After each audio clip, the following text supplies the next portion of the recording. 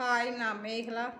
துளசி வழிபாடு சூரியன் சிம்ம ராசியில் ஆட்சி பலத்தோடையும் சந்திரன் ரிஷப ராசியில் உச்சமாகவும் இருந்து கூடவே சிம்ம ராசியில் கேது நீச்சமாக இருந்தால் துளசி வழிபாடு செய்யணும்.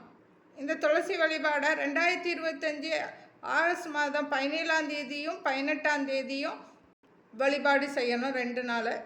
மகாலட்சுமி அம்சம் பொருந்திய இந்த துளசியை வழிபாடு செய்தால் கேது தோஷங்கள் நீங்கும்.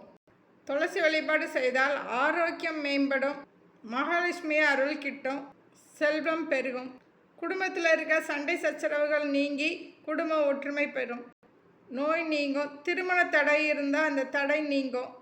திருமண தடை இருக்கிறவங்க இந்த துளசி செடிக்கிட்ட நெல்லி செடியும் வச்சு வழிபாடு செய்யணும். இந்த வழிபாடு செய்யும் பொழுது கையில் மருதாணி வச்சுட்டு வழிபாடு செய்கிறது ரொம்ப நல்லது. ஆண்களாக இருந்தால் கையோட உள்ளங்கையில் வச்சுக்கலாம், இல்லைன்னா கால் பாதத்தில் கூட வச்சுக்கலாம் மருதாணியை. துளசி வழிபாடு செய்யும் பொழுது 5 தீபம் ஏற்றணும், 5 பழங்கள் வைக்கணும், 5 நெய்வேத்தியம் வைக்கணும்.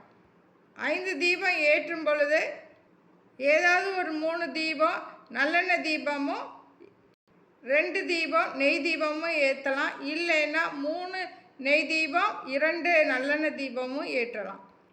துளசிக்கு அர்ச்சனை பண்ணும் பொழுது 5 வகையான மலர்களால் அர்ச்சனை பண்ணுறது ரொம்ப நல்லது.